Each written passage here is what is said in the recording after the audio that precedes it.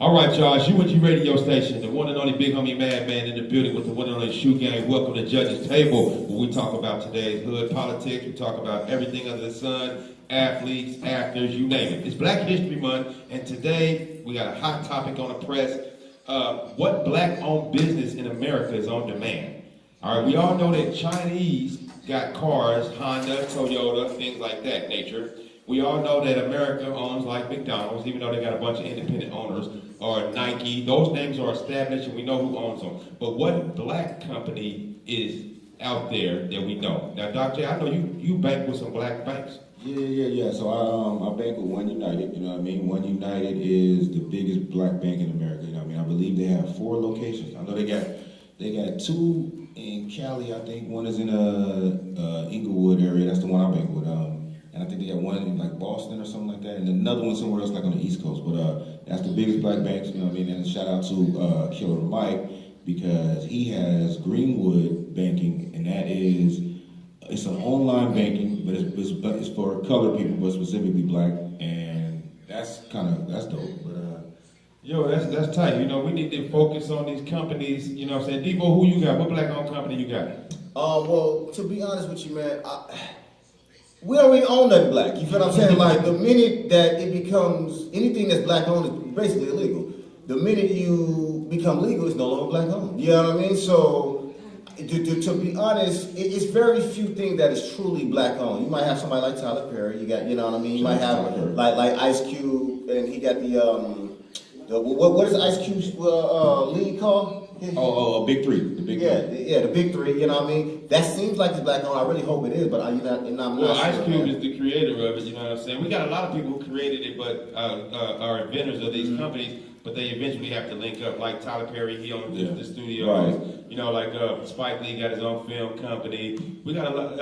Are those considered in demand? Yeah, so that be the thing. And when it come like BET, right? Like BET was supposed to be black owned. You know what I'm saying? But then now, like, black entertainment television is actually owned by white people. You understand what I'm saying? So with that being said, like I said, man, the reason why black people don't have nothing is because black people can't stay together. Black people can't stay together because black people don't have knowledge of self. Black people don't have knowledge of self because they try their hardest to keep it from you. You understand? Within the schools and with the curriculum. So with that being said, what black people got to do, we got to stop voting, and we got to stop worrying about having a seat at other people's table and go create our own table. You understand what I'm saying? So when it comes to that, you have to, like, you got somebody like Biden, right? Biden is a Democrat. Biden and Kamala Harris. That's who black people are.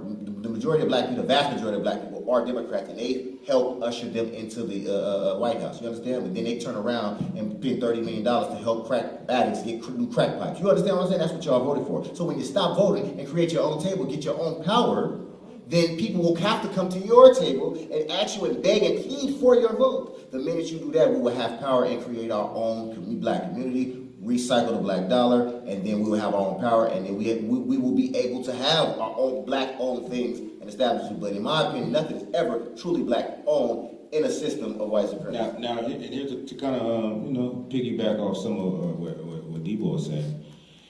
I think one of the problems is this. So, black people are, a lot of times when we create our things, we have dilemmas sometimes. We have an issue with funding, so we have to connect with a bigger company to fund our projects once we get them to a certain point. So there's that dilemma. Like, do you retain ownership or whatever you're pushing and just struggle until you get it to a point where it's valuable, or do you link with a bigger company to push your brand? Like in the case of the CEO of BET when it was black owned, he became one of the first black billionaires in the country at that time once he sold it. So the allure of getting more money is what he was faced with. Like, damn, do I get more money? But it helps us if we keep we own our own business until we get to that point. And I feel like another issue is, so there's other communities, right? Like how we were talking about Koreatown. Koreatown is like self-contained. Like they got banks, they got grocery stores, they got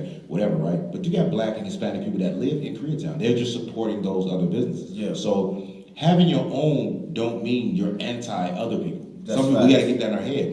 Yeah. If I have, let's say if I built a string of black hair products in the hood, right?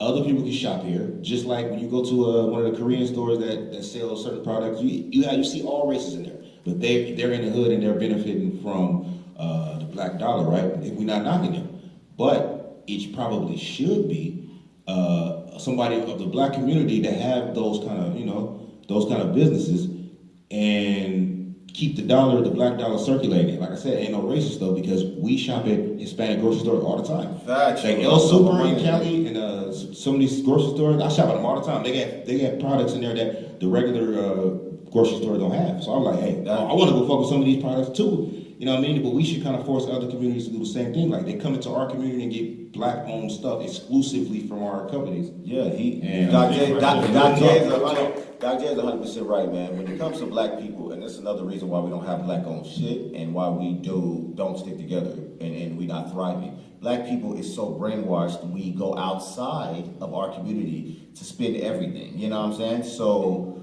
it's like, just like Dr. J was saying, we fund everybody else's community. When it comes to Mexican food, black people, some of the most people who eat Mexican food. When it comes to Chinese food, when it comes to getting your nails done by the Koreans, or you know what I'm saying, go getting your fake hair done at the salon, these are all non-black owned businesses in black neighborhoods. You understand? And we are helping them thrive. Do you think that it could be the reverse, where I could go sell some Chinese people some nigga hair off in the Chinese community? Do you think I can do that? Do you think I can set up a collard greens? Do you think I can set up a collard greens motherfucking food restaurant, a chain of them, in the motherfucking Asian community, and feed them some nigger vittles with some nigger chitlins, and my community's gonna thrive for generations like theirs? It's not gonna happen. You feel what I'm saying? So not only are we hurting ourselves, but every other race don't really rock with us like that either, because they're not gonna let us into their community to thrive like they're in our community thriving. You know what I'm saying? Since we don't got no friends, we gotta speak up with each other and do ourselves.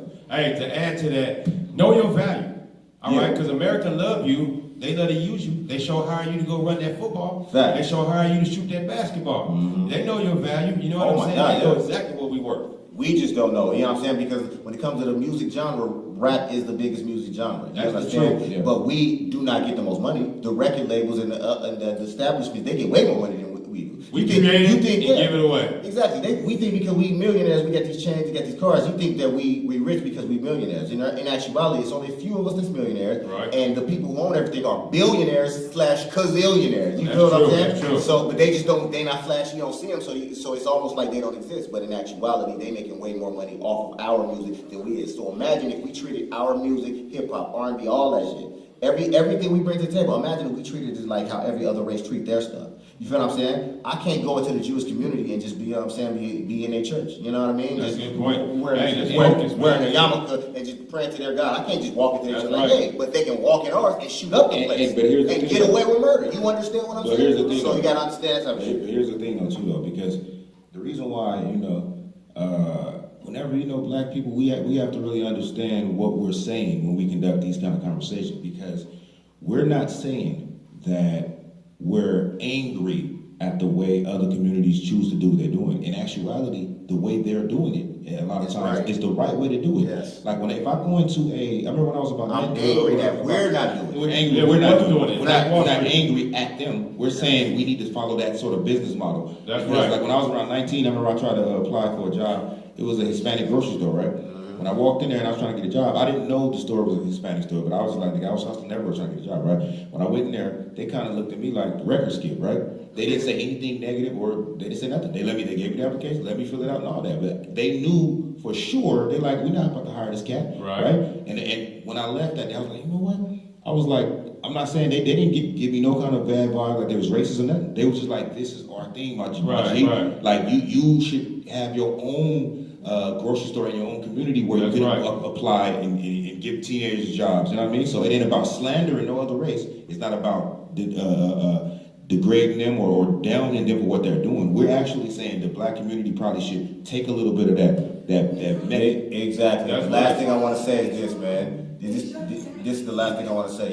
Yeah. So Black Wall Street was an example of us doing it right. They shut it down. So it is difficult to do. Yeah, just like my moms would say. Like, we definitely would try, but they would shut us down. Black Wall Street, they're going to drop bombs on us and all that shit. You understand? That's what they're going to do. But the problem is once you stick together and have power and keep rebuilding, and keep having Black Wall Street in every city that you do it in, they can't shut you down because you're too powerful at that point. You know what I'm saying? That's why I am a foundational Black American, but at the same time, I am ultimately a Pan-Africanist. So if we can link up with every Black people in the world, and have a Black Wall Street in every city, in every country, then we have power, and they can't stop me because in actuality, it's more black people than anything else. So that's what he just said. You understand what I mean? So my main thing is this: they want to take it's like they're leeches. They take everything from our culture, rap, R&B. You know what I'm saying? The way we dance, the way we dress, everything. But they don't want to give us none of the bread. You know what I'm saying? No resources with it. So my last thing I'm gonna say, I'm gonna quote the great Paul Mooney: "Everybody want to be a nigga, but nobody want to be a nigga." Hey, this is Judge's Table, Big Homie Madman UNG radio station. Focus, y'all. Understand what you're invested in. Do your history. Open up your own business and work hard. Work with yourself first. Work with you and God. Then after that, you and your spouse and your kids, your household, your neighbor, your block, your community, then the city, then the state. This is important. Black-owned businesses in America, let's get it going. Let's focus on what we can do, what we can invest in to help you. It's important to have your own land. Invest your money in a black-owned bank. Watch out for investing your money in some of these other banks and things. Everything is just out of whack right now. You need to focus extremely hard as you can. Like I said earlier, know your value. America love to hire you to play football. They love to, and as many millionaires, black folks that we got in America, we really don't even need America right now. We spend money on blunts and alcohol so much, and shoes and jewelry and hair. We can stop that and open up our own chains and go to work and get this money and get blessed, and we don't have to worry about that no more. Imagine if all the brothers left the NFL right now. Who gonna go watch the NFL? Nobody. If all the brothers left the NBA, who gonna go watch the NBA? Nobody. We had the Negro League at one time. It's quit being in such of a rush to go over there and get with them folks anyway. Right. You know what I'm saying? They ain't gonna treat you right anyway. But yo, this is Judge's Table. This is the platform for the West Coast for us to have a window open so when people come from all over the United States, all over the world, you come to LA, you come right here to UNG radio station, rock with Judge's Table, the one and only Big Homie Madman, Shoe Gang, Sir Bailey, Nachama. We're in the building. Yo, until next week, peace. Let's get it, y'all. One love.